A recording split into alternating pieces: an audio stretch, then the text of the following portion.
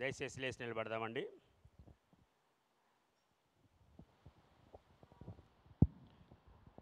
యెషయా గ్రంథములో నుండి 61వ అధ్యాయము.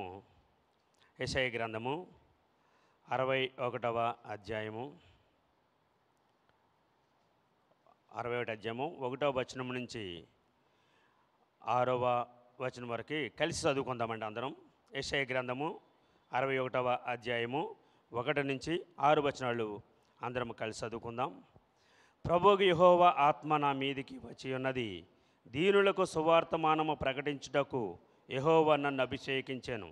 నలిగిన హృదయము గలవారిని దృఢపరచుటకును, చెరలోనున్న వారికి విడుదలను, బంధింపబడిన వారికి విముక్తిని ప్రకటించుటకును, యెహోవా హితవస్త్రమును మన దేవుని ప్రతిదండన దినమును ప్రకటించుటకును, దుఃఖకాంతులందరినీ ఓదార్చుటకును, సియోనులో దుఃఖించు వారికి ఉల్లాస వస్త్రములు ధరింప చేయుటకును, బూడిదకు ప్రతిగా పూదండను, దుఃఖమునకు ప్రతిగా ఆనంద తైలమును, భారభరితమైన ఆత్మకు ప్రతిగా స్తుతి వస్త్రమును వారికి ఇచ్చుటకును ఆయన నన్ను పంపియున్నాడు. యెహోవా తన్ను మహిమపరుచుకున్నట్లు నీతను మస్తకి వృక్షములనియు యెహోవా నాటిన చెట్లనియు వారికి పేరు పెట్టబడును. చాలా కాలము నుండి పాడుగానున్న స్థలములను వారు కట్టుదురు, పూర్వమున పాడైన స్థలములను కట్టుదురు, పాడైన పట్టణములను నూతనముగా స్థాపింతురు, తరతరముల నుండి శిథిలమై ఉన్న పురములను బాగు చేయుదురు. అన్యులు నిలువబడి మీ మందలను మేపెదురు, పరదేశులు మీకు వ్యవసాయకులు, మీ ద్రాక్ష తోట కాపరులగుదురు.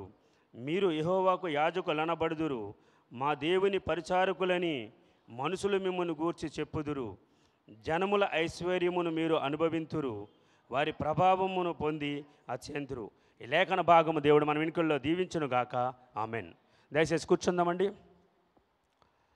హల్లెలూయా, హల్లెలూయా. ప్రభు అయిన యేసుక్రీస్తు నామానికి మహిమ కలుగునుగాక. కీర్తి ప్రభావం ఆయనకి చెల్లునుగాక. సమయం ఇచ్చినటువంటి సంఘ కాపరి గారికి, పాస్టమ్ గారికి, కూడి వచ్చిన మీ అందరికీ కూడా ప్రభు పేరట వందనములు శుభములు తెలియజేస్తున్నాను. అందరూ బాగున్నారండి? బాగుంటే హల్లెలూయా చెప్దాం. యేసయ్యకి హల్లెలూయా, హల్లెలూయా. చాలా రోజులైంది, చాలా కాలమైంది అనుకోకండి. నేను రోజు వింటున్నా, చూస్తున్నా, మీ మధ్యలో ఉండలే. హల్లెలూయా. ఎందుకంటే పరిశుద్ధాత్మ దేవుడు తెలియజేసినటువంటి లేఖన భాగాన్ని ఈ సాయంకాల సమయంలో మనము చదువుకొని ఉన్నాం. మనం చాలా జాగ్రత్తగా వాక్యాన్ని మనము చూడాలి, వాక్యాన్ని వినాలి, వాక్య ప్రకారము జీవించడానికి మనకి సహాయం చేయమని దేవుని ఆత్మ మీద మనము లేక దేవుని మీద మనము ఆధారపడాలి. ఇక్కడ ప్రభువు అయిన యెహోవా ఆత్మ నా మీదికి వచ్చి ఉన్నది. ఎవరు చెప్తున్నారండి ఈ మాట? దేవుడైన యెహోవా తన కుమారుడైనటువంటి యేసుక్రీస్తు ప్రభువారి గురించి ఈ యొక్క లేఖన భాగము తెలియజేస్తున్నారు. అంటే మీరు ఇప్పుడు అర్థం చేసుకోవాలి. ఏం అర్థం చేసుకోవాలంటే, ప్రభువుకు యెహోవా ఆత్మ నా మీదికి వచ్చి ఉన్నది, దీనులకు సువార్తమానము ప్రకటించుటకు యెహోవా నన్ను అభిషేకించెను. ఇలా చూసుకుంటే సాయంకాల సమయంలో చాలా అర్థాలు వస్తాయి మనకి. చాలా విస్తారమైనటువంటి సంభాషణ జరుగుతుంది. ఎందుకంటే ప్రభువు యెహోవా దేవుడు, తండ్రి అయిన దేవుడు తన ఏకైక కుమారుడైనటువంటి యేసుక్రీస్తు ప్రభువారిని భూలోకానికి పంపించున్నారు. భూలోకానికి పంపించిన తర్వాత ఆయన దీనులకు సువార్త ప్రకటించి, రోగులను స్వస్థపరిచి, అనేక మందిని బాగు చేసి, ఆ దేవుని రాజ్యాన్ని ప్రకటించిన తరువాత ఆయన మరణించి, పాపులందరి కోసం మరణించి, ఆయన ఏం చేశాడు? సమాధి చేయబడి తిరిగి ఆయన లేపబడ్డాడు. ఆయన పరలోకానికి వెళ్ళిపోయినాడు. వెళ్ళిపోయే ముందు ఏం చెప్పారంటే, తండ్రి నామములో నా పేరట ఆయన ఏం చేస్తున్నాడంట? ఆదరణకర్త యొక్క ఆత్మని మీదకు పంపిస్తున్నాను అంటున్నాడు. ఇక్కడ చూస్తున్నాం కదా, అర్థం చేసుకోవాలి మనం. ఏంటంటే, ప్రభువుకు యెహోవా ఆత్మ నా మీదకి వచ్చి ఉన్నది, దీనులకు సువార్త మనం ప్రకటించుటకు యెహోవా నన్ను అభిషేకించును. యేసుప్రభువు అభిషేక్తుడైనటువంటి దేవుడు కాబట్టి మనం అంటే ఇప్పుడు ఇక్కడ 3 తండ్రి, కుమార, పరిశుద్ధాత్మ దేవుని నామంలో మనము ఏం చేస్తామంటే బాప్తీసాలు తీసుకుంటున్నాం. ఎందుకంటే ఎప్పుడైతే మనం బాప్తీసం తీసుకుంటామో, మారు మనసు పొంది పాప క్షమాపణ నిమిత్తం ప్రతి వాడును యేసుక్రీస్తు నామంలో, అనగా తండ్రి, కుమార, పరిశుద్ధాత్మ నామంలో బాప్తీసం తీసుకోవాలి. ఎందుకు తీసుకోవాలంటే, ఈ యొక్క నామంలో ఎప్పుడైతే కనుక అంగీకరిస్తామో, ఆయనే సొంత రక్షకుడుగా, ఆయనే మన దేవుడు, మన ప్రభువు, మన విమోచకుడు, మన పాపాలను క్షమించాడు, మన శోధనలు, బాధలు అన్నిటి నుండి, మన రాబోతున్న ఉగ్రత నుంచి, నరకాగ్నిని తప్పించే దేవుడని మనం ఎప్పుడైతే విశ్వసిస్తామో, ఎప్పుడైతే నమ్ముతామో, ఎప్పుడైతే మనలో మార్పు వస్తుందో, అప్పుడు ఏమవుతున్నామండి? నూతన పరచబడుతున్నాం. హృదయం అంతరంగ శుద్ధీకరణ, ఆత్మ శుద్ధీకరణ, బాహ్య శుద్ధీకరణ కాదండి, అంతరంగ శుద్ధీకరణ, హృదయం మార్పు, మనసు మార్పు, మన తలంపులు మన ఆలోచనలు మార్పులు వచ్చినప్పుడు మనం ఏం చేస్తామంటే యేసుప్రభు దేవుడని సొంత రక్షకుడని ఒప్పుకుంటాం. యేసుప్రభు సొంత రక్షకుడని ఒప్పుకుంటాం. అప్పుడు మనలోనికి పరిశుద్ధాత్మ దేవుడు వస్తారు. అంటే మనం బాప్తీసం తీసుకుని ఖాళీగా ఉంటాం కాదండి. ఇక్కడ అర్థం ఏంటంటే ఎప్పుడైతే గనుక నమ్మి బాప్తీసము పొందితే గనుక రక్షింపబడతాం, నమ్మకపోతే మనకి శిక్ష విధింపబడుతుందని లేఖనము తేట తెల్లంగా తెలియజేస్తుంది. దైవజనులు చెప్తారు బాప్తీసం తీసుకోండి, మారు మనసు పొందండి, పాప క్షమాపణ పొందండి అని చెప్తారు. తీసుకుంటానండి పాస్టర్ గారు, రేపు తీసుకుంటా, ఎల్లుండి తీసుకుంటా అని వాయిదాలు వేస్తూ ఉంటారు. ఎందుకంటే నేను రక్షింపబడిన దినముల్లో మా పాస్టర్ గారు కూడా ఇంటికి వచ్చి అదే చెప్పాడు. బ్రదర్ మీకు చెప్తున్నాను అనుకోకండి, ఏంటండి మీకు చెప్తున్నాను అనుకోకండి, మీరు బాప్తీసం తీసుకుంటే మంచిదండి తొందరగానే అన్నాడు. ఎందుకంటే నేను శివభక్తుడిని, నేను దుర్గాదేవి పూజ చేసినోడిని. ఎందుకంటే ప్రభువు నన్ను దర్శించి నాతో మాట్లాడితే నేను నమ్ముకుంటా. అర్థమవుతుందండి మీకు? నాతో మాట్లాడితే నేను నమ్ముకుంటా, లేదా నమ్ముకోనన్నా. ప్రభు నాతో మాట్లాడాడు, ప్రభు నన్ను దర్శించాడు. మాట్లాడినప్పుడు, దర్శించినప్పుడు, నాతో మాట్లాడినప్పుడు నేను ఆయన వైపు తిరిగినాను అనమాట. హల్లెలూయా. ఎందుకంటే ప్రియమైన దేవుని బిడ్డలారా గమనించండి, ఆయన మీతో మాట్లాడతాడు. నేను పిలవుగా మీరు వినకపోతిరి, నేను పిలిచినప్పుడు మీరు వినలే, మీకోసం ఎదురు చూసినప్పుడు మీరు రాలేదంటాడు. తర్వాత రమ్మంటే రాడండి. నేను రమ్మన్నప్పుడు మన అంగీకరిస్తున్నాడు ఆయన. ఆయన మొదట మనల్ని ప్రేమించాడు, తర్వాత మనం ఆయన ప్రేమిస్తున్నాం. దేవుడు లోకమును ఎంతో ప్రేమించాడు. దేవుడు లోకాన్ని ఎంతో ప్రేమించాడంటే దేవుడు లోకంలో ఏముందండి? లోకం అంటే దేశం అంటే మట్టి కాదు, ఈ దేశం అంటే మనుషులు. మనల్ని ప్రేమిస్తున్నాడు ఆయన. నువ్వు ఆయన ప్రేమించకపోయినా, మనం ఆయన వైపు తిరగకపోయినా ఆయన తిరుగుతాడు అని చూస్తాడు. యెషయా గ్రంథంలో, ఈ యొక్క ఇర్మియా గ్రంథంలో, ఇర్మియా గ్రంథంలో చూస్తాం, భ్రష్టులైన బిడ్డలారా తిరిగి రండి, మీ అవిశ్వాసమును నేను బాగు చేస్తానంటే. కొత్త నిబంధన గ్రంథంలో చూస్తాము, అల్ప విశ్వాసులారా ఎందుకు మీరు సందేహపడుతున్నారు? అల్ప విశ్వాసి ఎందుకు? మూర్ఖులేని తరం వరకు వేరే రక్షణ పొందిడంటే మూర్ఖత్వమైనటువంటి మనస్సులు ఉండకూడదండి మనల్ని. ఈ యొక్క గ్రంథంలో చూస్తుంటాం, బైబిల్లో చూస్తాం, చాలా చోట్ల చూస్తాం. ఎంతవరకు చూస్తామంటే మన యొక్క ధర్మశాస్త్ర గ్రంథంలో ఉన్నటువంటి ఆశ్చర్యకరమైనటువంటి సంగతులను తెలియజేయమని మనం ప్రార్థన చేసుకోవాలి. అంటే మన మనోనేత్రాలు వెలిగింపబడాలి. హల్లెలూయా. దైవజనులు వస్తుంటారు, గంటల తరబడి వాక్యం చెప్పినా కూడా మన హృదయం తెరుచుకోకపోతే వేస్ట్. దైవజనుడు ఒకటే చెప్తాడు. యెహెజ్కేలు గ్రంథంలో చూస్తే, యెహెజ్కేలు గ్రంథంలో బాగా ఊదుకుంటూ వెళ్ళిపోతాడంట. కావులవాడు బాగా ఊతాడు. బాగా ఊటం అంటే కావులవాడు అంటే సేవకుడు, దేవుని చేత అభిషిక్తుడైనటువంటి సేవకుడు. బాగా ఊటం అంటే సువార్త ప్రకటన చేస్తాడు. ఆ యొక్క ప్రకటన విని కనుక ఆ ప్రజలు కనుక మార్పు వచ్చి మారు మనసు కనుక పొంది నినివే పట్టణస్తులు లేక రక్షణ పొందితే కనుక రక్షింపబడతారు, లేదంటే నిత్య నరకాగ్నికి వెళ్ళిపోతారు డైరెక్ట్. అర్థమవుతుందండి మీకు? ఇక్కడ ఏముందంటే యేసుప్రభువు చదివి చెప్పాడు, దేవుని రాజ్యాన్ని ప్రకటిస్తున్నా, రాజ్యము దేవుని రాజ్యం ఈ మధ్యనే ఏముంది అంటే, దేవుని రాజ్యం ఈ మధ్యన ఉందంటే యేసుప్రభువే దేవుడు, ఆయన రాజ్యం ఆయనే. అర్థమవుతుందండి? పేదలకు సువార్తమానము ప్రకటించుటకును, బంధింపబడిన వారికి విడుదల ప్రకటించడానికి, రోగగ్రస్తులను స్వస్థపరచడానికి, చెరలో ఉన్న వారికి విడుదల ప్రకటించడానికి, వారికి విముక్తులుగా చేయటానికి. ఇదిగో లోకపాపం మోసుకొని పోతున్న దేవుని గొర్రె పిల్ల. హల్లెలూయా, హల్లెలూయా. యోహాను గారు, బాప్తిస్మ ఇచ్చే యోహాను గారు అంటాడు, ఆయన పాదములో చెప్పులు వారిని ఇప్పుడకు నేను అర్హుడని కానంట. మనం యేసుప్రభు వారిని ఎన్నిసార్లు దూషిస్తామండి? రోజు పొద్దున్న లేచినప్పుడు, రాత్రి పడుకున్న వరకు కూడా దూషిస్తుంటాం. యేసు యేసు అని పిలుస్తూ ఉంటాం. చాలా ముమ్మాటికి తప్పది. గమనించండి ప్రియమైన దేవుని బిడ్డలారా, ఎలా పిలవాలి ఆయన్ని? ఎలా పిలుస్తాం? మీ నాన్న, ఏ నాన్న ఇక్కడ రారని కేకేస్తావా? ఏ అమ్మ ఇక్కడ రా, నాకు అన్నం పెడతావా, అది గిన్నె అవసరం ఇచ్చేయమంటావా? అనలేము కదండి. యేసుప్రభు వారికి ఎంత మర్యాద ఇవ్వాలండి? మనం ఎంత మర్యాద ఇవ్వాలండి? మీరు ఇంటికి వెళ్ళి చదువుకోండి. యోహాను సువార్తలో చూస్తే యోహాను గారు ప్రకటన గ్రంథం రాస్తుంటాడు, ఆయన నన్ను ముట్టినప్పుడు నేను చచ్చిన బానువలే అయితే, ఆయనకు సోయలేదు, ఆయన చచ్చిపోయినలాగా అయిపోయాడంట. ఆయన అంటే ఆయనలో ఆత్మజీవం అన్నీ కూడా ఒకేసారి సడన్గా ఆగిపోయినాయి అన్నమాట. అర్థమవుతుందండి? ఆయన పాదముల మీద పడినప్పుడు యెహెజ్కేలు గ్రంథం 2:1 చూస్తాం, నరపుత్రుడా నువ్వు చక్కగా నిలబడమంటాడు. అర్థమవుతుందండి మీకు? నరపుత్రుడా నువ్వు చక్కగా నిలబడమంటే నా ప్రవర్తన, ఆలోచన, తలంపులు, ఊహలు అన్నీ కూడా కేవలం చెడ్డవు కాబట్టి అట్లన్నీ సరి చేసుకోవాలి. మనం ప్రభు సన్నిధికి వస్తున్నాం, ప్రార్థన చేస్తున్నాం, ప్రభు సన్నిధికి వస్తున్నాం, ప్రార్థన చేస్తున్నాం. ప్రభు కార్యం ఎందుకు చేయకున్నావు? ఎందుకు చేయకున్నావు నా పట్ల అని అడుగుతుంటే ప్రభు వారు ఏమంటారు తెలుసా? నువ్వు చక్కగా నిలబడలేదంటాడు. హల్లెలూయా, హల్లెలూయా.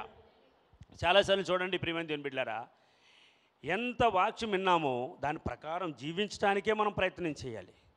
ఇక్కడ ఏముందంటే మీ తోటి వాళ్ళకి ఏం చెప్పాలి? ప్రార్థన చేసుకోండి సిస్టర్, ప్రార్థన చేసుకోండి బ్రదర్.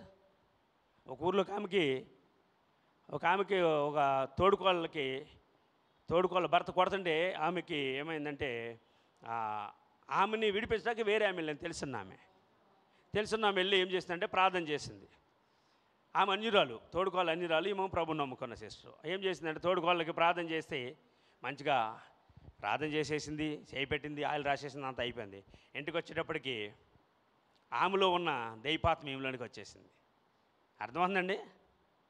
ఎందుకంటే సరిగ్గా గమనించండి, వాక్యం సరిగ్గా అర్థం చేసుకోవాలి. మనం ఎలా మట్టు అలాగే వెళ్ళిపోయి ప్రార్థన చేసేసేయకండి. మా తోడుకోళ్ళే కదా, మా వియపురాలే కదా, మా అన్నయ్య కదా, మా వదిన కదా అని చేసేయకండి.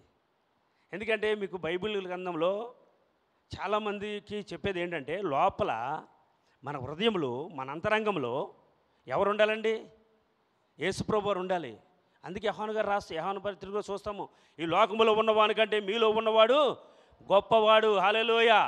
ఎవరిని కలిగి ఉన్నాం మనము? ఆత్మ మనలోనికి వచ్చినప్పుడు సత్యస్వరూపిగా ఆత్మ, ఆదరణకర్తగా ఆత్మ మనలోనికి వచ్చినప్పుడు మనం సర్వసత్యంలోనికి వెళ్తాం.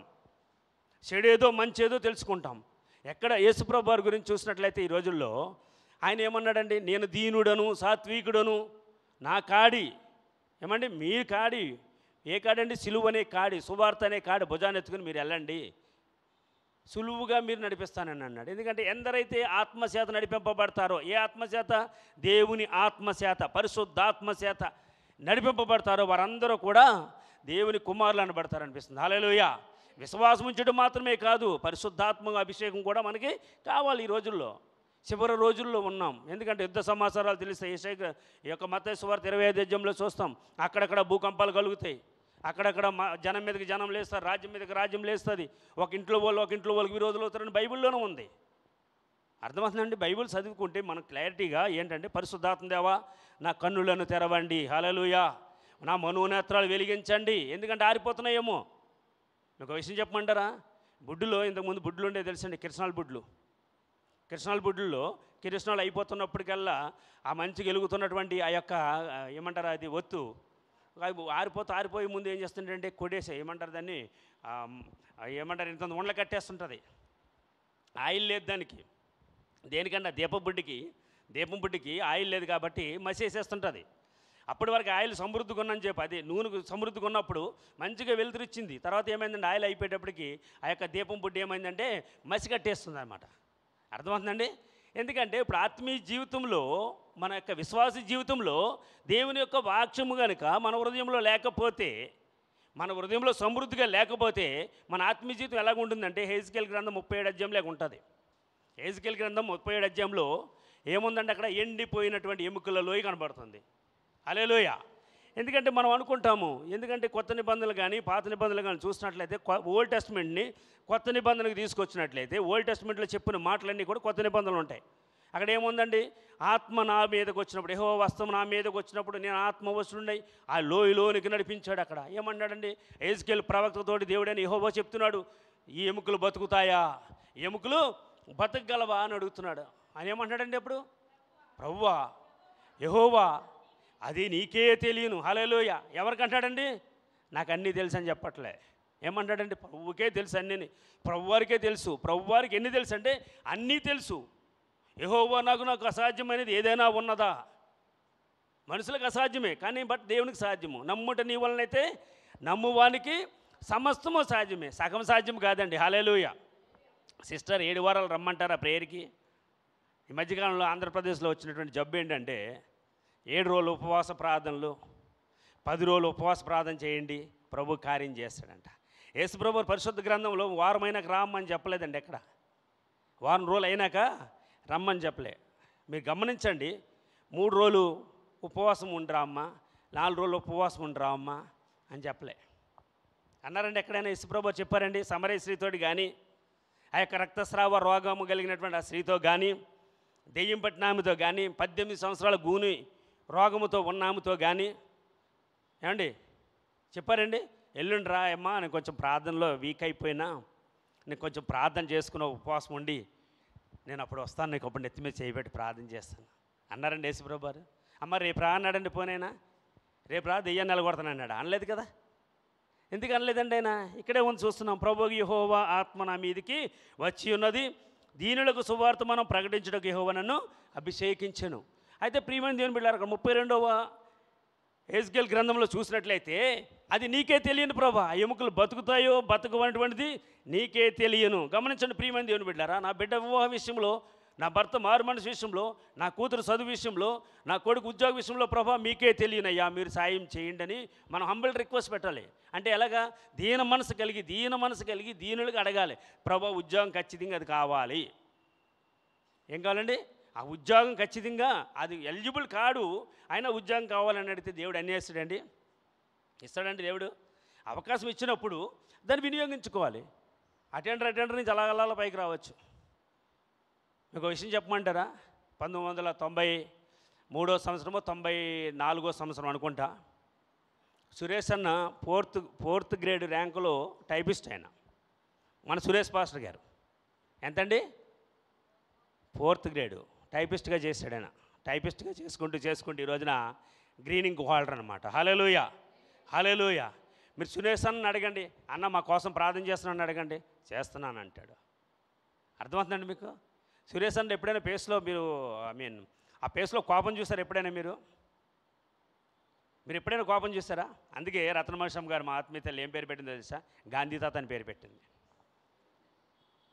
హల్లెలూయా. ఏం పేరు పెట్టిందండి అమ్మ? గాంధీ తాత అని పేరు పెట్టింది. చాలామంది అన్నారు, గమనించండి, నేను ఇలాగా ఎవరిని అంటే నేను ఇది ఏమంటారు, ఇది విమర్శించడలే, ఇంకా మీరిద్దరే ఉన్నారు అక్కడ అంటున్నారు. అర్థమైందండి మీకు? హల్లెలూయా. ఇంకా మీరిద్దరే ఉన్నారా అంటున్నారు. మీరిద్దరు ఉన్నారంటే మీ వాళ్ళంతా వెళ్ళిపోయారు, మీరున్నారు అని. నువ్వు కూడా వెళ్ళిపోతావా అన్నారు. చూడండి, పేతురు గారిని యేసుప్రభువారు అంటాడు కదా, యేసుప్రభువారు పేతురు అన్నాడు, పేతురు నువ్వు కూడా వెళ్ళిపోతావా? వెళ్ళిపో, చేపలు పట్టుకోవడం పోతే పో అన్నాడు. చూడండి, అలాగా మేము ఎక్కడికి వెళ్తామయ్యా? నిత్య జీవం మాటలు గలవాడు నువ్వు, నీ దగ్గర నుంచి మేము ఎక్కడికి వెళ్తాము? పోతే ప్రాణం పోతే నీ దగ్గరకు వచ్చేస్తాం, ప్రాణం అంతకాలం నీతో ఉంటామన్నాడు. హల్లెలూయా. అలాగా సంఘములు అంటిపట్టుకుని ఉంటే ఆశీర్వాదాలు వస్తాయి. సంఘం పట్టు అంటుకోకుండా, సంఘంలో ఉండకుండా ఆ సంఘము ఈ సంఘము ఆ సంఘం ఈ సంఘం అని అక్కడ ఒక సంఘం పెట్టింది ఒక ఆమె, ఆ బ్రదర్ వాక్యం చెప్పడానికి ఒకసారి రండి బ్రదర్ అన్నది. సరే అమ్మా అయితే చెప్తానులే, 10 నిమిషాల వాక్యమే కదా అని వెళ్ళా. ఒక వారం వెళ్ళా, 2 వారాలు వెళ్ళా. 3వ వారం రాత్రికి ముందు రోజు రాత్రి వచ్చేసేసి, నేను ఈ వాక్యం చెప్పమంటాను, ఆ వాక్యమే చెప్పు నువ్వు అన్నది వచ్చి. అర్థమవుతుందండి మీకు?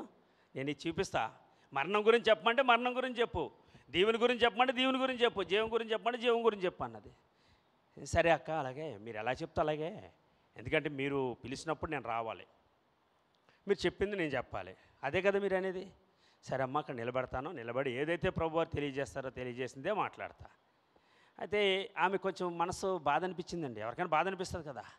ఎందుకు బాధ అనిపించిందంటే, ఆ మాట నేను వినలేదు. ఆ మాట నేను ఎందుకు వినలేదంటే, దేవుని మాట నేను వింటాను కాబట్టి ఆ మాట నేను వినలేదు. పరిశుద్ధాత్మ దేవుడు ఎలా నడిపిస్తానో నడుచుకుంటాను కాబట్టి, ఎలా చెప్పమంటే వాక్యం చెప్పాలి కాబట్టి నేను చెప్తాను. నేను ఇదిగో చచ్చిపోతామనే మాట గురించి, ఇదిగో శోధనలో పడిపోతారనే మాట గురించి చెప్పమంటే నేను ఎలా చెప్పగలుగుతా? నాకు ఒకటి ఉంది కదండి, నా ఆత్మ ఉందండి, నా ప్రాణం ఉందండి, నా శరీరం ఉందండి. శరీర ప్రాణ ఆత్మల్ని కాపాడడానికి పరిశుద్ధాత్మ దేవుడు నాలో ఉన్నారు కదా, ఆయన చెప్పినట్టు నేను నడుచుకోవాలి కదా. హల్లెలూయా, హల్లెలూయా. మనుషుల యొక్క మెప్పును మనం పొందకూడదండి, దేవుని చేత మెప్పు పొందాలి. దేవుడు కార్యం చేస్తాడు. ఇక్కడ ఆత్మ నింపుదల కలిగినప్పుడు వారు సర్వసత్యంలోనికి వెళ్తారంటే అన్నిటినీ గ్రహిస్తారు వాళ్ళు. మీరు ఈ లోకములకు వేరే రక్షణ పొందినన్నాడు పేతురు గారు. ఎందుకన్నాడంటే లోకంలో కలిసిపోవద్దు అన్నాడు. చాలామంది ప్రశ్నలు వేస్తుంటారు ఇక్కడ. ఎందుకంటే మనం ఎప్పుడైతే కనుక ఆత్మ పొందుకుంటామో మనం అన్ని విషయాల్లో కూడా మితముగా ఉంటాం. హల్లెలూయా. యేసు ప్రభువారు 30 సంవత్సరాలు తన యొక్క తల్లిదండ్రుల దగ్గర ఉండి పరిచర్య చేసి ఆ పని వడ్రింగ్ పని చేసిన తర్వాత 31వ సంవత్సరం వచ్చినప్పటికీ ఆయన ఏం చేశాడండి, యోర్దాను నదిలో బాప్తిసం ఇచ్చే యోహాను గారి దగ్గర బాప్తిసం పొందాడు. ఆయన బాప్తిసం పొందుతున్నప్పుడు ఆయన మీదకి పావురము, పరిశుద్ధాత్మ దేవుడు పావురం ఆకారంలో, పావురం ఆకారంలో లేక శరీరాకృతిలో ఆయన వచ్చి ఆయన అభిషేకించాడు. అక్కడ ఈయన నా ప్రియకుమారుడు, ఈయన యందు నేను ఆనందించుతున్నాను. అంటే ప్రభువారు ఆనందించాలంటే, ఆయన మన నుంచి సంతోషించాలంటే ఎప్పుడు సంతోషించాలంటే తెలుసండి, మనం ఆయన మాట విన్నప్పుడు, ఆయనకు విధేయత చూపినప్పుడు. దీనిలోకి సువార్త ప్రకటన చేయాలంటే మనం కూడా దీనిలాగా ఉండాలండి. అందుకే యేసుప్రభువారు అన్నారు, గొర్రె పిల్లల వలె, గొర్రె పిల్లలు ఏమన్నాడండి, గొర్రెలకు నేను మంచి కాపరిని, వాటి కోసం నా ప్రాణాన్ని పెడతానండి. మత్తయి యోహాను సువార్త 10వ అధ్యాయంలో చూస్తాం. ఇక్కడ ఎండిపోయిన ఎముకలు దేనికి సాదృశ్యంగా ఉన్నాయంటే ఆత్మీయ జీవితంలో ఎండిపోయిన వాళ్ళ గురించి ఉన్నది. అది ఆత్మీయ జీవితంలో ఎండిపోయినటువంటి వారంటే వాక్యము లేకపోతే కనుక దీపం ఏ విధంగా అయితే నూనె లేని దీపం ఏ విధంగా అయితే కొడిగట్టేస్తుందో మసి బారిపోతుందో ఆ విధంగా ఆత్మీయ జీవితాలు ఉంటాయి. రాకడ దినాల్లో, యేసుప్రభు రాకడ దినాల్లో మనం చాలా వరకు గమనించుకోవాలి. ఎప్పుడు కూడా మనం ఎదుగు చూడండి, మత్తయి సువార్త 25లో చూస్తాం, బుద్ధిగల కన్యకులు, బుద్ధి లేని కన్యకులు. బుద్ధిగల కన్యకులు ఏం చేశారంటే దివిటీల్లో నూనె సమృద్ధిగా ఉంది. అంటే దివిటి అనగా మన హృదయము లేక మన ఆత్మీయ జీవితము మనం అర్థం చేసుకోవాలి. పాస్టర్ గారు అలా చెప్పలేదండి, అలా చెప్పలేదండి అంటే కాదండి. ఎలా చెప్పలేదు అన్నది కాదు, నీకేంటంటే మన ఆత్మీయనేత్రాలు వెలిగించుకొని మన కళ్ళుతో చదవాలి బైబిల్ని. నమ్ముట నీ వలనైతే నమ్మువానికి సమస్తము సాధ్యమన్నాడు.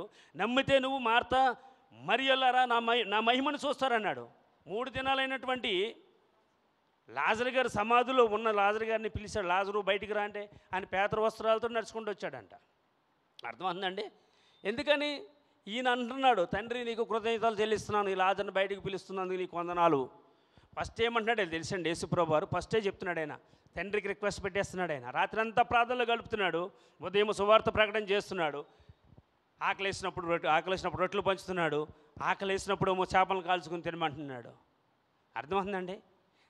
తండ్రుల కన్నా మిన్నటువంటి దేవుడు, తండ్రుల కన్నా మిన్నటువంటి దేవుడు. అందుకే 139 కీర్తనలు చూస్తాం, నువ్వు కూర్చుండుట, నిలుచుండుట, పండుకొండుట, తినుట, త్రాగుట, తలంపులు పుట్టక మునుపు, నాలుకకు నోటికి మాట రాక మునుపు నేను దాన్ని గ్రహించి ఉన్నాను అంటాడు. హల్లెలూయా. మనము నిర్మింపబడిన రీతి ఆయనకి తెలిసే ఉన్నది. హల్లెలూయా.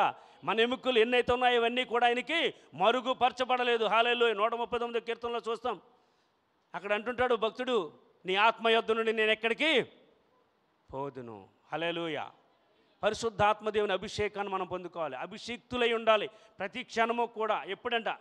ఎప్పుడంటే అప్పుడు మనం ఏం చేయాలంటే దేవుని సన్నిధిలో మనం గడపాలి. దేవుని సన్నిధిలో గడపాలంటే మీరు అనొచ్చు, బ్రదర్ డ్యూటీలు చేస్తున్నాము లేకపోతే ఉద్యోగాలు చేస్తున్నాము అనొచ్చు. మీరు ఉద్యోగం చేసేది శరీరంతో చేస్తారు, ఆత్మతో చేయరు. హల్లెలూయా. మనం స్తుతిస్తూ ఉండాలి, ఎల్లప్పుడూ ఆత్మపూర్ణులై ఉండుడి. ఎల్లప్పుడూ ఆత్మతోనూ సత్యముతోనూ ఆత్మతోనూ మనసుతో కూడా మనము ప్రార్థించేవారే ఉండాలి. ప్రభా సహోదర హాస్పిటల్ ఉంది, ఆమెకు సంపూర్ణ స్వస్థవండి. ఆ ఊర్లోని సిస్టర్ ప్రార్థన చేసి, అన్నయ్య ప్రార్థన చేయవా అన్నది. ఆ దెయ్యం తోడుకోళ్ళ మీద ఉన్న దెయ్యం మీ మీదకి వచ్చింది. ఆ వచ్చిన దెయ్యం ఎలా వచ్చిందో తెలుసు అంటే తల మీద కూర్చొని చచ్చిపో అంటుందంట. అర్థమైందండి? ఫోన్లోనే ప్రార్థన చేయడం జరిగింది, ఆమెకి విడుదల కలిగింది. హల్లెలూయా. హల్లెలూయా. నమ్మిన వారి వల్ల ఈ సూచక్రియలు కనబడతాయి. మార్కు సువార్త 16వ అధ్యాయంలో చూస్తున్నాము. నమ్మిన వారి వలన ఏమేమి కనబడతాయండి? దయ్యములను వెళ్ళగొట్టెదరు, రోగుల మీద మీరు చేతులు ఉంచినప్పుడు స్వస్థత. బ్రదర్ మీరు ఇందాక మిస్టేక్ చెప్పారు అనొచ్చు. మీరు ఇప్పుడు రోగుల మీద చేతులు ఉంచినప్పుడు అన్నప్పుడు బ్రదర్ మీరు వాళ్ళ మీద చేతులు ఉంటే మాకు వచ్చేస్తాయి కదా అనుకోవచ్చు. అందుకే మీకు మొదటే చెప్పిన ఆత్మ నింపుదల కలిగిన వారమై ఉండాలి. హల్లెలూయా. ఆత్మ నింపుదల కలిగి ఉండాలి. పేతురు యోహానులు కాకుండా శిష్యులు ఆయన దగ్గరికి వెళ్ళినప్పుడు, అయ్యా నీ ఒక మూర్ఛ దెయ్యం పట్టినటువంటి ఈ ఒకరిని తీసుకొస్తే మీ శిష్యుల వల్ల కావట్లేదు, నీ వల్ల అయినా అవుతుందేమో, నువ్వేమన్నా చేయగలుగుతావా, వాడికి చాలా విపరీతమైనటువంటి బాధపడుతున్నాడు అయ్యా అని చెప్పినప్పుడు ఆ దెయ్యాన్ని వెళ్ళగొట్టి యేసుప్రభు స్వస్థపరిచిన తరువాత యేసుప్రభు దగ్గరికి శిష్యులు వచ్చి అడుగుతారు, అయ్యా మేము ఎందుకు ఈ దెయ్యాన్ని బాధకుడా వెళ్ళగొట్టలేకపోయామని అడుగుతాడు. ఆయన ఏమంటాడు తెలుసండి? ప్రార్థన వలననే. హల్లెలూయా. ఏం ప్రార్థన వలన? ఉపవాస ప్రార్థన వలన. హల్లెలూయా. అందుకే యేసుప్రభు వారు కూడా ఆయన ఏం చేశారంటే ఈ 40 లెంట దినాల్లో చూసుకుంటున్నాం మనము. ఆయన బాప్తిసం తీసుకున్నప్పుడు ఆత్మచేత అరణ్యమునకు కొనుపోబడి అపవాది చేత శోధింపబడుచుండెను. హల్లెలూయా. 40 రోజులు 40 దీవారాత్రులైనా అరణ్యంలోనే ఉన్నాడు ఆయన. దేవదూతలు పరిచర్య చేశారు ఆయనకి. రొట్టెల గురించి శోధన, మహిమ గురించి శోధన. నా మహిమని అన్నిటికీ నీకు ఇస్తాను, నా కాళ్ళు మొక్కమని సాతాను అడిగితే ఏమన్నాడండి? నీ దేవుడని యెహోవాకు మాత్రమే, నీ దేవుడినే మొక్కాలి, నువ్వు ఎవరిని మొక్కకూడదు. మనుషుడు రొట్టె మాత్రం వలన జీవించడు. రొట్టె మాత్రం వలన కాదండి, దేవుని నోట నుండి వచ్చి ప్రతి మాట వలన జీవిస్తాడు. జీవపు మాటలు. హల్లెలూయా. హల్లెలూయా. ఎవరికైనా ఇబ్బంది ఉన్నదనుకోండి ప్రార్థన చేయండి. బ్రదర్ మీకు ప్రార్థన చేస్తాం, మీరు కూడా ప్రార్థన చేసుకోండి. సహోదరి ప్రార్థన చేసుకో, సహోదరుడు ప్రార్థన చేసుకో, మేము ప్రార్థన చేస్తాం. మేము మీకోసం జ్ఞాపం చేసుకుంటాం. మీ సమస్యలు తీరిపోతాయి, దేవుడిని యేసు నామములో తీరిపోతాయి. ఆమేన్. అయిపోయి. అదేంటి బ్రదర్ అంత సింపుల్గా చెప్తారంటారు చాలామంది. సింపుల్గా ఏం చెప్పనండి, ఏసే చెప్పమంటేనే చెప్పాలండి మనం. ఎందుకంటే మనము మీకు గుర్తుండలేదు, యెహోవా ఉత్తముడని రుచి చూసి తెలుసుకొని 34వ కీర్తనలో చూస్తాం ఈ మాట. యెహోవా ఉత్తముడని రుచి చూసి తెలుసుకోవాలి. మరి నమ్మటం అంటే ఏముందండి? ఆయన దేవుడు. ఆమేన్. యేసు ప్రభువారు ప్రభువు ఆమెన్. పరిశుద్ధాత్మ దేవుడు దేవుడు ఆమెన్. తండ్రి కుమార పరిశుద్ధాత్మ దేవుడు. మనం ఏం చేస్తాం? యేసు నామములో ప్రార్థన చేయాలంటే, యేసుక్రీస్తు నామములో ప్రార్థన చేయాలంటే పరిశుద్ధాత్మ దేవుడు మనం ప్రేరేపించాలి. అర్థమవుతుందండి? పరిశుద్ధాత్మ దేవుడు మనం ప్రేరేపిస్తే యేసుక్రీస్తు నామములో తండ్రి అయిన దేవునికి ప్రార్థన చేస్తాం. తండ్రి అయిన దేవుడు మన ప్రార్థన ఆలకిస్తాడు. ఎందుకంటే ఇర్మియా గ్రంథం 33:3లో తెలియజేస్తాడు, నాకు మొరపెట్టుము నేను నీకు ఉత్తరం ఇస్తాను, గూఢమైన సంగతులు గొప్ప సంగతులు నీకు తెలియజేస్తానన్నాడు. మనం ఎవరికి మొరపెట్టాలి? తండ్రి అయిన దేవునికి, ప్రభు అయిన యేసుక్రీస్తు నామములో పరిశుద్ధాత్మ దేవుని యొక్క సహాయముతో మనము మొరపెట్టాలి. హల్లెలూయా. యేసుక్రీస్తు ప్రభువారు శరీరధారిగా ఉన్న రీతిలో ఉన్న దినములలో ఆయన కూడా మహారోదనతోనూ, మీకు ఈ లేఖనము ఎబ్రిల్ రాసిన పత్రికలో దొరుకుతుంది, మహారోదనతోనూ కన్నీళ్లతోనూ తన్ను మరణము నుంచి తప్పించగలవానికి యాచనలు ప్రార్థనలు చేసి విధేయత కలిగి ఉన్నందున ఆయన అంగీకరింపబడ్డాడంట. హల్లెలూయా. అంటే గమనించండి, విధేయత కలిగి ఉండాలి, తగ్గించుకోవాలి. ఎంత తగ్గించుకోవాలంటే యేసుప్రభువారు ఫిలిప్పీయులకు రాసిన పత్రిక 2:8-9 చూస్తాము. ఎంత తగ్గించుకున్నాడండి ఆయన? తన్ను తాను రిక్తునిగా చేసుకున్నాడు. ఎంతవరకు అండి? తన్ను తాను రిక్తునిగా చేసుకున్నాడు. క్రీస్తు యేసుకు కలిగిన ఈ మనసును మీరును కలిగి ఉండుడి. ఎవరైనా మనల్ని ఏమని అంటున్నారు అనుకోండి, మనం ఏం చేయలేమని? ప్రభువాన్ని క్షమించు, ప్రభు వీరిని క్షమించు, క్షమించు క్షమించు క్షమించు క్షమించు. ఏం చేయాలంటే కనికరింపబడతాం. కనికరింపబడతాం. ఎన్నిసార్లు గద్దించినా వినోళ్ళని వాడు మరీ తెలివిలేటకుండా హఠాత్తుగా నాశనం అయిపోతాడు. అతిక్రమాలు దాచిపెట్టేవాడు వర్ధిల్లడు. వాటిని ఒప్పుకొని విడిచిపెట్టేవాడు ఏం చేస్తాడంట? కనికరం పొందాడు. సమరసి తన పాపాలను ఒప్పుకుంది యేసుప్రభువారి దగ్గర, సుకారాను బావి దగ్గర తన పాపాలను ఒప్పుకుంది, విడిచిపెట్టింది. కప్పుపుచ్చుకోలేదండి. ఆకాన్ తెలుసు కదండి, ఓల్డ్ టెస్ట్మెంట్లో ఉంటాడు ఆకాన్ లేక తెచ్చుకుని దాపెట్టుకోలేదండి. ఆకాన్ లేక కప్పెట్టుకోలేదు. ఆకాన్ అలా దాచడం వల్ల ఇజ్రాయేల్ ప్రజలు ఓడిపోతున్నప్పుడు దేవుని సన్నిధిలో యెహోషువ ప్రార్థన చేస్తే ఏదో తప్పిదం తెచ్చుకున్నారు, ఏదో సప్పితమైనది తీసుకొచ్చి ఎవరో ఒకరు దాచారు, వాళ్ళ పేరు తీసుకో, ఫస్ట్ వాళ్ళని తీసుకెళ్ళి రాళ్ళతోటి లోయలేసేసి కొట్టి చంపేసేయండి అంటే ఫ్యామిలీ మొత్తం చచ్చిపోయింది. ఆకోరు లోయలోకి తీసుకెళ్ళి ఆకాన్ని తీసుకెళ్ళి ఆయన ఫ్యామిలీని తీసుకెళ్ళి రాళ్ళు రువ్వి చంపేశారు. అప్పుడు ఇజ్రాయేల్ ప్రజలకు జయం ఇచ్చాడు దేవుడు. ఆయన కప్పుకున్నాడు. మనం ఏం చేయాలంటే సామ్రాజ్యం ఏం చేసింది? ఒప్పుకుని ఏం చేసిందంటే విడిచిపెట్టేసింది. యేసయ్య సన్నిధికి వచ్చింది. అయ్యా నిత్యజీవం గలవాడు నీవైతే, ఈ నీళ్ళు నిత్యజీవ జలం గలవాడు నీవైతే ఎక్కడికో రావడం ఎందుకు, నువ్వు నాకు ఇయ్యయ్యా అన్నది తెలియక, ఆత్మతోనూ సత్యంతోనూ ఆరాధించే దినాలు వస్తున్నాయన్నావు కదయ్యా, ఇప్పుడు వచ్చేసి అమ్మ అని చెప్పాడు. తర్వాత ఏమందంటే ఆ పాపాన్ని విడిచిపెట్టింది, ఆ కొండను విడిచిపెట్టింది. ఆమె వెళ్ళి ఆ యొక్క సమరయ పట్టణంలో ఏం చేసిందంటే సువార్తను ప్రకటించింది. అక్కడ ఉన్న వారందరికీ కూడా సువార్త ప్రకటన చేసింది. ఎందుకంటే సువార్త ప్రకటన చేయటం అంటే మనం మైకులు ఇచ్చుకుని లేకపోతే స్టేజ్లు వేసుకుని చెప్పవలసిన అవసరం లేదండి. 2 మాటలు చెప్పవచ్చు. యేసు ప్రభువు నా పట్ల ఈ కార్యం చేశాడమ్మా, మీ పట్ల కూడా కార్యం చేస్తారు. మీరు విశ్వసించినట్లయితే, మీరు నమ్మినట్లయితే. అర్థమవుతుందండి మీకు? యోహాను సువార్త 14 చూస్తాము. ఏమని చూస్తామండి? మీ హృదయములను కలవరపడనీకుడి. హల్లెలూయా. యోహాను సువార్తలో చూస్తాం 14లో, మత్తయి సువార్త 6 చూస్తాము. ఏమి తిందుమో, ఏమి తాగుదుమో, ఏమి ధరించుకుందుమని రేపటి గురించి చింతించకుడి. రేపటిని దాని సంగతులే చూసుకుంటుంది. రేపటి గురించి అతిశయపడవద్దు. రేపు ఏం జరుగుతుందో, నా భవిష్యత్తు ఏంటో, నేను ఏమైపోతాను అనుకోకూడదండి. అయితే ఈ సమయంలో మీకు ఒక మాట చెప్తాను. ఒక సిస్టర్ ఉండేది మన సంఘంలో, రత్నమాష వారు ఉన్నప్పుడు. ఆ సిస్టర్ కూడా నర్సు. ఆ సిస్టర్ నర్సు అయితే కేసరపల్లి దానియేల్ గారు అని వచ్చారు. కేసరపల్లి దానియేల్ గారు 96, 97, 98 సంవత్సరంలో, అంటే 2002 సంవత్సరం కన్నా ముందు జరిగిన సంగతులు మీకు చెప్తున్నా. 2002 సంవత్సరం కన్నా 2022 కాదు, 2002 సంవత్సరం కన్నా ముందు జరిగిన సంగతులు చెప్తున్నా. ఆ సహోదరి ఆ ఉపవాస కూడికలు జరుగుతున్నప్పుడు, 3 రోజుల ఉపవాస ప్రార్థనలు జరుగుతున్నప్పుడు ఆ దైవజనుడు యోబుకు కలిగినటువంటి శ్రమలు మీలో ఎవరికైనా కావాలంటే, యోబుకు కలిగినటువంటి శ్రమలు మీలో ఎవరికైనా కావాలంటే ఆ సహోదరి చెయ్యెత్తిందంటండి. అర్థమవుతుందండి మీకు? ఆ సహోదరి చెయ్యెత్తింది. దేవుని సన్నిధిలో, దేవుని ప్రసన్నతలో, దేవుని పాదపీఠంలో మనం ఏది అడుగుతామో అది ఖచ్చితంగా చేసి తీరతాడు. హల్లెలూయా, హల్లెలూయా. ఆమె అడిగింది, ఇంటికి వెళ్ళిపోయింది. బెల్లంపల్లి ఎక్కడో ఉండేది, బెల్లంపల్లి ఆదిలాబాద్లో ఉండేది. సహోదరి డ్యూటీ చేసుకుంటూ భయంకరమైనటువంటి శ్రమలు అనిపించిందంట. ఈ మాత్రం సైజు నాగుపాములు ఇళ్లలోకి వెళ్ళిపోయాంట. ఆమెకి శోధన. గమనించండి ప్రియమైన దేవుని బిడ్డలారా, అర్థమవుతుందా మీకు?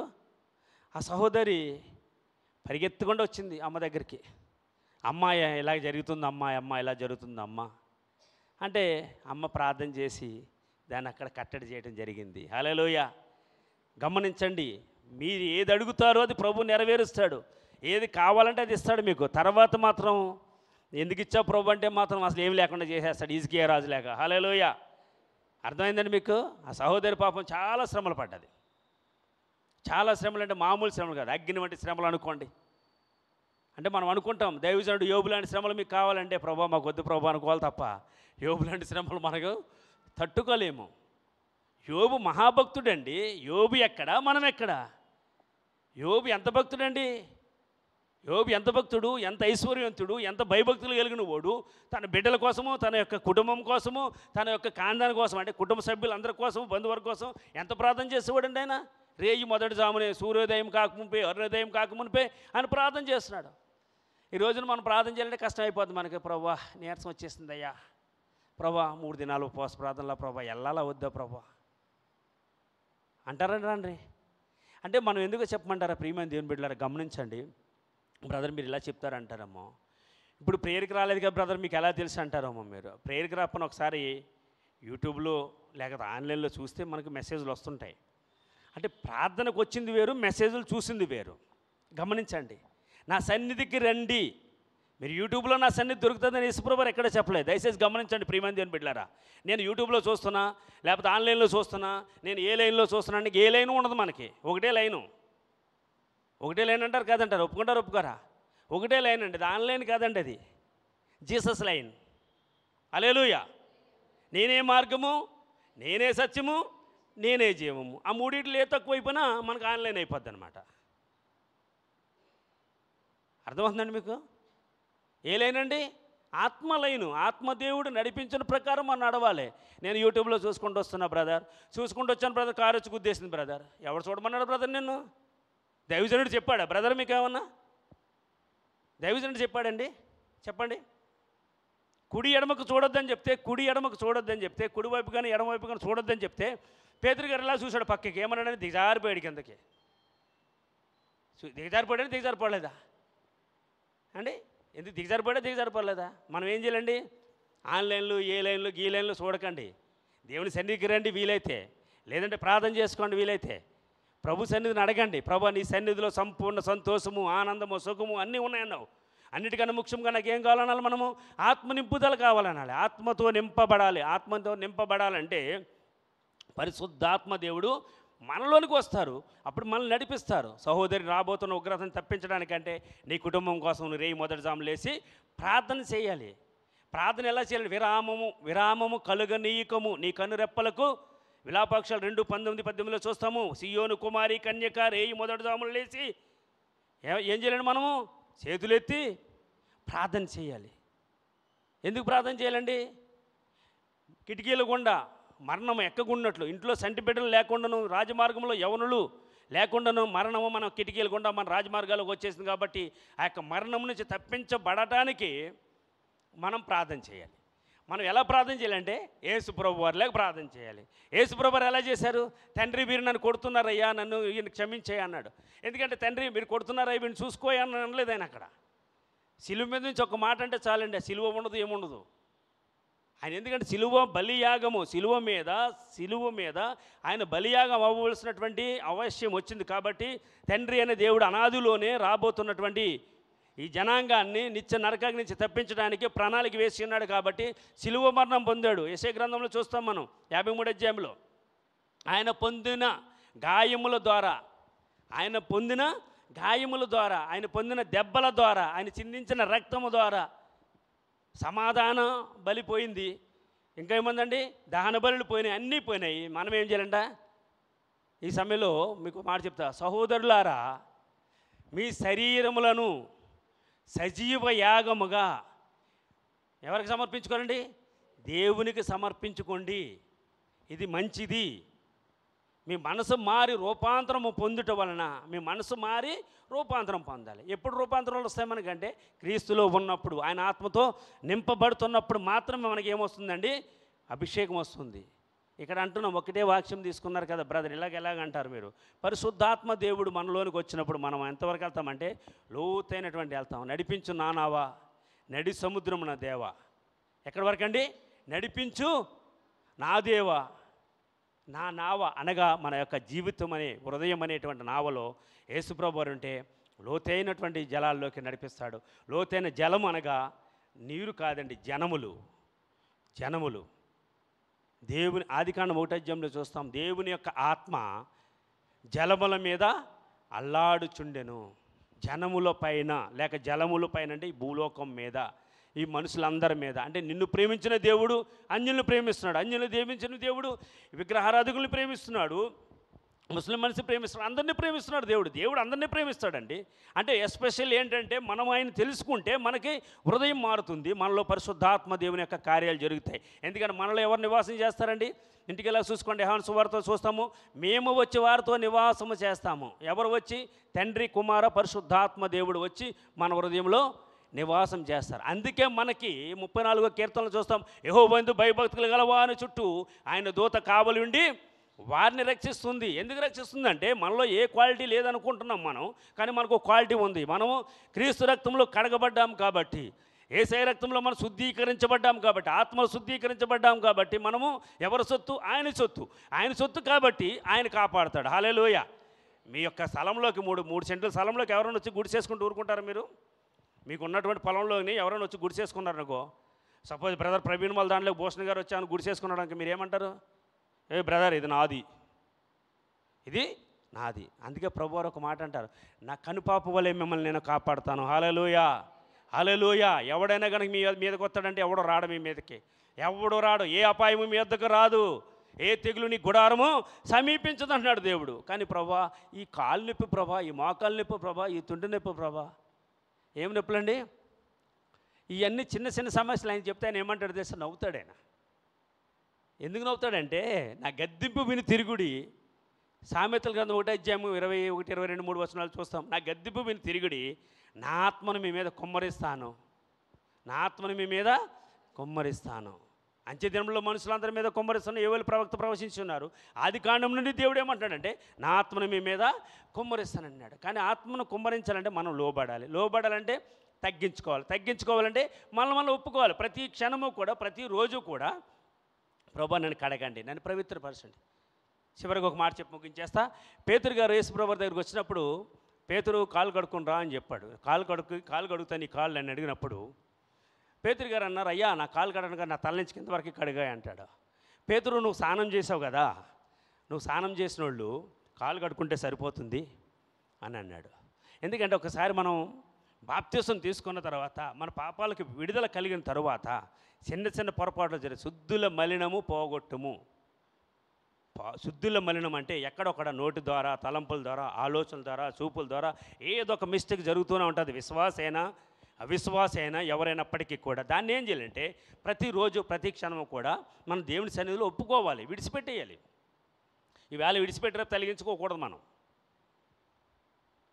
ఈవేళ విడిచిపెట్టేసుకుని మళ్ళీ రేపు తొలగించుకోకూడదు. ఇయ్యే బూతులు, ఇయ్యే చెడు ఆలోచనలు, ఇయ్యే చెడు తలంపులు ఈ రోజు విడిచిపెట్టి మళ్ళీ రేపు పొద్దున్న తొలగించుకున్నాం అనుకోండి. యోహాను పేతురు గారు రాశాడు ఒక మాట, ఏం రాశాడో తెలుసా మీకు? ఒక మాట రాశాడు, కుక్క తన వాంతికి తిరిగినట్టు. చెప్పండి మీరే, కుక్క తన వాంతికి తిరిగినట్టు కడగబడిన పంది.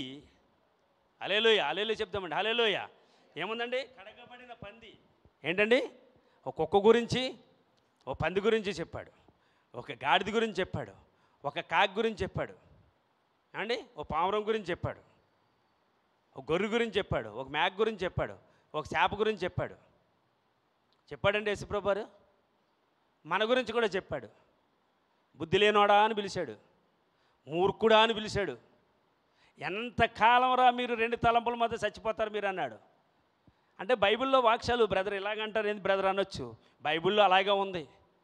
మీరు ఎంతకాలం ఇలా ఉంటారా, ఎంతకాలం విసిగిస్తారా నన్ను, ఎంతకాలం ఉంటానరా నేను మీతోటి అనలేదా? మీరు అనలేదంటే చెప్పండి, ప్రభువా క్షమించేయనంట. ఎంతకాలం అన్నాడు. ఎందుకంటే ఇన్ని కార్యాలు చూసినా కూడా, ఇన్ని కార్యాలు మన పట్ల చేసినా కూడా, ఇంతమందికి ఇన్ని అద్భుతాలు మన కళ్ళతో చూసినా కూడా ఇంకా విశ్వసించినా నమ్మకపోతే మనల్ని ఏమంటారండి? గుడ్డోళ్ళారా అంటాడు దేవుడు. అంటారండి. అందుకే ప్రియమైన దేవుని బిడ్డలారా గమనించండి, మనం ఏం చేయాలంట? ఆత్మతో అభిషేకించబడాలి. ప్రతి ఒక్కరము కూడా ప్రతి దినము కూడా ఫ్రెష్ అనాయింటింగ్ అంటే నూతన కొత్త అభిషేకంతో నింపబడాలి. కొత్త అభిషేకం నింపబడాలంటే ఎవరో మన ఎత్తి మీదకి వెళ్ళిపోయారండి. మనం తగ్గించుకోవాలి, లోబడాలి, దేవుని మాట విధేయత చూపాలి, పరిశుద్ధాత్మ దేవుని సహాయం పొందుకోవాలి. అప్పుడు మాత్రమే మనం ఏమవుతామండి? ఇతరులకు సువార్త ప్రకటన చేస్తాం. ఎంటగెలిసి రచ్చగెలవాలంటారు చూసారండి ఊళ్ళో సామెతలో. ఎందుకంటే మనం ఇక్కడ అనుకుంటున్నాం, ఇక్కడ ఏముందంటే బేదలకు సువార్తమానం ప్రకటించుటకు యెహోవాను అభిషేకించును. దైవజనులు అభిషేకింపబడిన తర్వాత వారు దేవుని యొక్క సేవలో బలంగా ఆరబడతారు. దేవుడు ఎప్పుడైతే అభిషేకించాడో పేతురు గారిని ఒక్కరోజు ప్రసంగానికి 3000 మంది, తర్వాత 5000 మంది వాళ్ళు ఈ పేతురు గారు యొక్క నీడ పడితే స్వస్థత వచ్చిందంటండి. చాలా విచిత్రకరమైన విషయం, చాలా ఆశ్చర్యకరమైన విషయం. పేతురు గారు వెళ్తున్నప్పుడు, వీధుల్లోకి వెళ్తున్నప్పుడు అపొస్తలుల కార్యాల్లో చూస్తే అక్కడ 5వ అధ్యాయంలో చూస్తాము, పేతురు నీడ పడితే స్వస్థ వస్తుందని రోగులను, కడమ రోగులను అంటే చచ్చిపోయి లాస్ట్గా చచ్చిపోయే వాడిని కూడా తీసుకొచ్చి మంచాల మీద తీసుకొచ్చి ఆ దారి పడగనే పడుకోబెట్టేవారంట మంచాల మీద. ఎందుకంటే పేతురు గారు నీడ పడితే స్వస్థత వస్తుందని. హల్లెలూయా. యేసుప్రభువారు ఏమన్నారండి? నా యందు విశ్వాసం ఉంచువాడు నాకన్నా గొప్ప కార్యాలు చేస్తాడు నా నామములో అన్నాడు. హల్లెలూయా. పేతురు గారు ఎందు విశ్వాసం, యేసుప్రభువారు ఎందు విశ్వాసం ఉంచాడు పేతురు గారు ద్వారా గొప్ప కార్యాలు జరిగాయండి. హల్లెలూయా. అంటే మనం ఈ సమయంలో ఎందుకంటే ఎప్పుడు కూడా ఆత్మ నింపుదల కలిగి ఉండాలి, ఎల్లప్పుడూ ఆత్మ పూర్ణులై ఉండుడి. ప్రసంగ గ్రంథంలో ఒక మాట రాసుకుంటూ వస్తాడు. ప్రసంగ గ్రంథంలో ఏం మాట ఉంటుందంటే, ఎల్లప్పుడూ నీ తలకు నూనె తక్కువ చేయవద్దు. నీ నూనె ఎల్లప్పుడూ తెల్లని వస్త్రాలు ధరించుకొనుము, నీ తలకు నూనె తక్కువ చేయొద్దు అని అంటాడు. ఎందుకంటే ఎల్లప్పుడూ తెల్ల బట్టలు వేసుకుని, ఎల్లప్పుడూ తల నిండా నూనె పూసుకొని మొత్తం ఇవన్నీ నింపుకోమని కాదండి అక్కడ అర్థం. ప్రసంగి గారు సొలొమోను మహారాజు రాసినటువంటి ఆ యొక్క లేఖన భాగం ఏంటంటే, ఎల్లప్పుడూ మీరు పరిశుద్ధాత్మ పూర్ణులై ఉండుడి.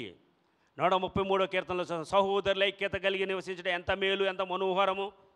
ఆ అభిషేకము అహరోను గడ్డము మీదుగా కారి తన అంగుళ అంచుల వరకు కారిన పరిమళ తైలం వలె ఉండును. హల్లెలూయా. ఈ పరిశుద్ధాత్మ దేవుని యొక్క అభిషేకం కూడా అలాగే ఉంటుందండి. మన మీద అభిషేకం ఉందంటే ఎలా ఉంటుందండి? మనము దేవుని లేక మారిపోతాం. దేవుడు చిన్న దేవుడు అంటారు. అప్పుడు అంటారండి, అనరా?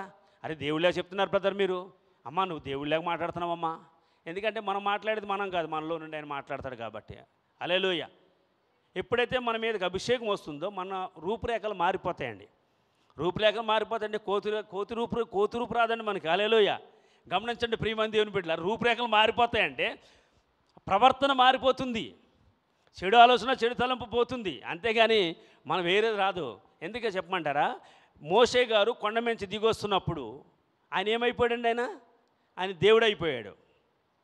ఏమైపోయాడండి? మహిమలో ఉండిపోయాడు ఆయన. హల్లెలూయా. ఆయన మహిమతో నింపబడ్డాడు, లేక మహిమతో కప్పబడ్డాడు. ఆయన శరీరం మెరిసిందంటండి. బైబిల్ చదివితే క్లియర్గా ఉంటుంది. ఆయన శరీరం అంట మెరిసిందంట. ఎవరి శరీరం అండి? మోషే శరీరం. పేతురు యోహానులు రూపాంతర కొండ యొక్క ఒలివల కొండ మీదకి ప్రార్థన చేయడానికి వెళ్ళినప్పుడు వారి ఎదుట యేసుప్రభువు రూపాంతరం పొందినప్పుడు కూడా ఆయన్ని చూడలేకపోయారంట వీళ్ళు. అర్థమైందండి? ఆ మహిమలో గమనించండి ప్రియమైన దేవుని బిడ్డ, మన కళ్ళు మూసుకొని ప్రార్థన చేస్తే విస్తారమైనటువంటి వెలుగు కనబడుతుంది, విస్తారమైనటువంటి మహిమలోకం కనబడుతుంది మనకి. ఆ మహిమలో నుంచి యేసుప్రభువు మనకు ప్రత్యక్షమవుతారు. హల్లెలూయా. అంటే మనం ఎప్పుడు చూడాలంటే ఏక మనసు ఏకాత్మ కలిగి పూర్ణ ఆత్మతో పట్టుదల కలిగి ఆయన సన్నిధిలో కనిపెట్టి ప్రార్థన చేస్తే మన ద్వారా గొప్ప కార్యాలు జరుగుతాయి, మన సంఘం ద్వారా గొప్ప కార్యాలు జరుగుతాయి. అంతేగాని ఆ అమెరికా నుంచి వస్తున్నాడు దైవజనుడి ద్వారా గొప్ప కార్యాలు కాదండి, యేసుప్రభువు ద్వారానే కార్యాలు జరుగుతాయి. ఆ కార్యాలకు ఆధారం ఏముందండి? దేవుని యొక్క వాక్యమే ఆధారము. ఈ వాక్యాధారం ఏమై ఉన్నాడండి? పరిశుద్ధాత్మ దేవుడు మనతో మాట్లాడతాడు, మనల్ని నడిపిస్తాడు.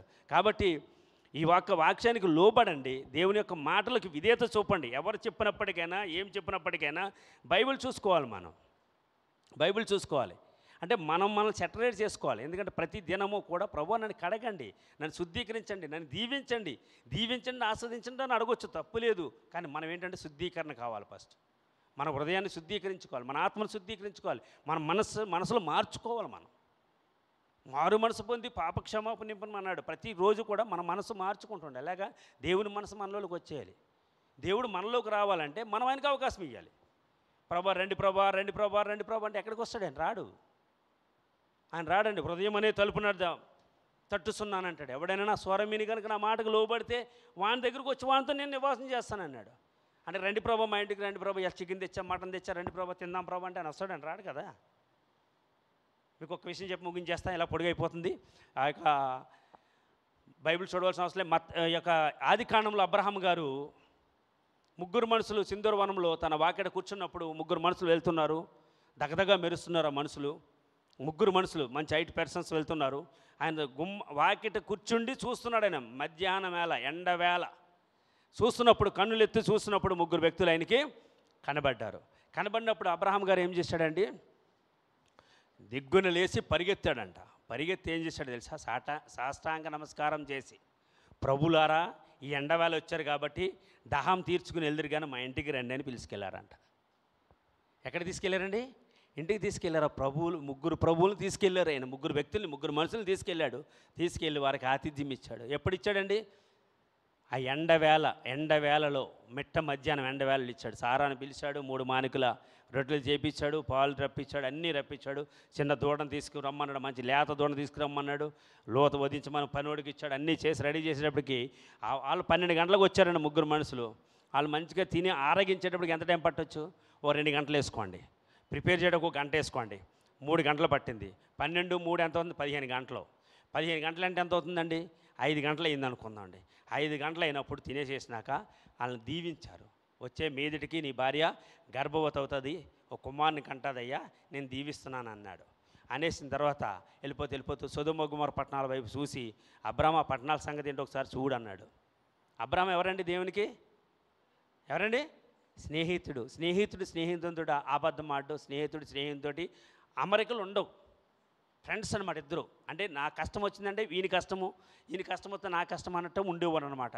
చెప్పాడు, అది నాశనం చేస్తున్నాను, దానికోసం చూసుకోమన్నాడు. అక్కడ పెనుగులాడాడు.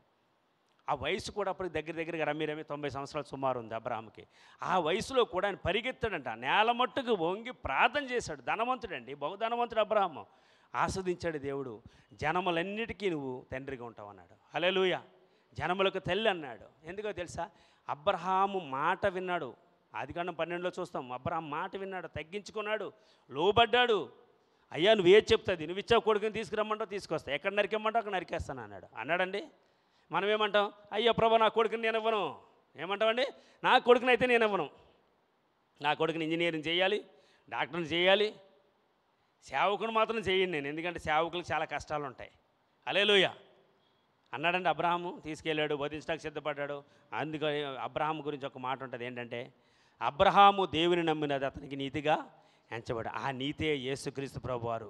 మనందరికీ కావాల్సినటువంటి నీతి కావాలంటే మనం యేసు ప్రభువారి దగ్గరికి రావాలి. మనం లోబడి తగ్గించుకుని ప్రభువుని నింపండి మీ ఆత్మతో అని అడగాలి. ప్రతిరోజు కూడా నింపబడాలి. ఎందుకో చెప్పమంటారు, ఒక్క మాట ముగించేస్తా.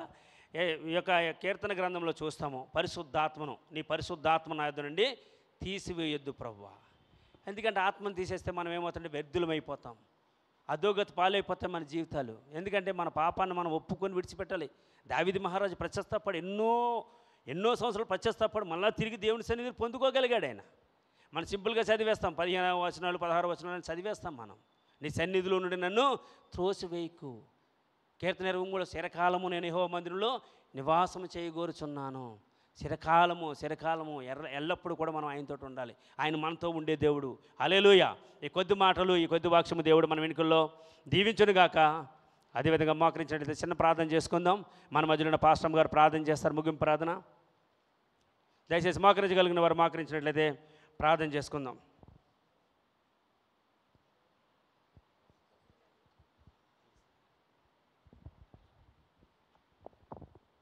ప్రార్థన చేసుకుందాం. మహోన్నతుడైన దేవా మీకు వందనాలు చెల్లిస్తూ ఉన్నాం ప్రభా. ఈ మంచి శుక్రవారం దినం ఈ లెంటి మాసంలో నాయన మీ పరిశుద్ధ స్థలంలో చిన్న మందిగా చేరి ఇప్పటి వరకు ప్రభా ప్రార్థనల ద్వారా పాటల ద్వారా మీ నామానికి మహిమ తెచ్చుకున్నారు. ఎగోన తండ్రి సేవకు నిలబెట్టి మాట్లాడిన వాక్కై కృతజ్ఞత స్తుతులు చెల్లిస్తూ ఉన్నా ప్రభా. ప్రభు యెహోవా ఆత్మ నా పైకి వచ్చినదని మీ గురించి నాయన యెషయా ద్వారా ప్రవచించినటువంటి ఆ వాక్కు ప్రభ ఈ యొక్క రాత్రికాల సమయంలో మా మధ్యలోనికి వచ్చినందుకు కృతజ్ఞత స్తుతి చెల్లిస్తూ ఉన్నా నాయన. ఈ 40 దినాల ఉపవాసం ఉంటున్నటువంటి బిడ్డలు నాయన మీ సన్నిధిలో ఉంటుండగా ప్రభ ఎగోన తండ్రి నాయన సియోన్లో నాయన దుఃఖించే వారికి ఉల్లాస వస్త్రాలని ధరింపచేస్తానని వాగ్దానం ఉంది. ఎగోన తండ్రినికే మహిమ కలుగునుగాక. బూడిదకు ప్రతిగా నాయన ఏగో పూదండని ఇస్తానని వాగ్దానం ఉంది. అందులో ఎగోన తండ్రినికే మహిమ కలుగునుగాక. దుఃఖానికి ప్రతిగా ఆనంద తైలాన్ని ధరింపచేస్తానని. ఇదిగో నా తండ్రి నీకే మహిమ కలుగునుగాక. ఇదిగో నా తండ్రి నాయన మీ కనికరం గొప్పది ప్రభ. భారభరితమైన ఆత్మకు స్తుతి వస్త్రాన్ని నాయన ధరింపచేస్తానని మీ యొక్క వాగ్దానం ఉంది ప్రభ. బిడలు నాయన ఏ విషయంలో మీ సన్నిధిలో యాచన చేస్తూ ఉన్నారో, మీ సన్నిధిలో ఏది అడుగుతూ ఉన్నారో ప్రభ, తప్పకుండా నజరేసు నామములో అది దొరుకునుగాక అని ప్రార్థిస్తూ ఉన్నాను. ఈ 40 దినాల బిడల రూపాంతరం చెందడానికి సహాయం దయచేయండి. మిమ్మల్ని నాయన అనుభవించడానికి కృప దయచేయండి. మీ అగ్ని ఆత్మ చేత నింపండి. మీ కనికరం, మీ వాత్సల్యత, మీ యొక్క సహాయము బిడలికి తోడుగా ఉండునుగాక అని ప్రార్థిస్తూ ఉన్నాను. మీరు సన్నిధిలో ఆవరించినందుకు వందనాలు. మీ మేఘమును కప్పినందుకు వందనాలు. మీ గొప్ప కార్యములు ప్రతి ఒక్కరి జీవితంలో మీరు జరిగించండి. మీ కొరకు ప్రతి ఒక్కరు ప్రకాశింపబడ్డానికి సహాయము దయచేయండి. రాకళ్ళు ఎత్తబడేటువంటి గుంపులు ఈ సంఘం ఉండునుగాక అని ప్రార్థిస్తూ ఉన్నాను. నాయన నీకే మహిమ కలుగునుగాక ప్రభ. బిడలు వచ్చిన ప్రతి బిడిని మీరు దీవించండి నాయన. వారి జీవితాల్లో ఉన్న ప్రతి అవసరత మీ నామంలో తీర్చండి ప్రభ. ఏగోన తను ఇంతవరకు మీ సేవకు నిలబెట్టి వాడుకున్న వాక్య కృతజ్ఞత స్తుతి చెల్లిస్తూ ఉన్నా. ఏగోన తండ్రి ఉపవాసాన్ని మీరు ఆశీర్వదిస్తున్నందుకు మీకు వందనాలు చెల్లిస్తూ ఉన్నా. ఎల్లెండు మాసంలో ప్రభ ఇదిగో నా తన నూతనమైన చిగురు పుట్టడానికి కృప దయచేయండి నాయన. మీరు సంతోషపడే విధంగా నాయన మా జీవితంలో నాయన అలంకరించుకోవడానికి కృప దయచేసి మీ నామానికి మహిమ తెచ్చుకోమని మమ్మల్ని అందరినీ మేఘనాస్తాలకు అప్పచెప్చిన క్రీస్తు వారి నామం వేడుకొంచున్నాను తండ్రి. ఆమేన్. యేసు రక్తమే జయం, శిలువ రక్తమే జయం. ప్రభు యేసు రక్తం సంపూర్ణ విజయం కలుగునుగాక. అపవాది క్రియలంత నాశనం కలుగునుగాక. ఆమేన్, ఆమేన్, ఆమేన్. Praise lord.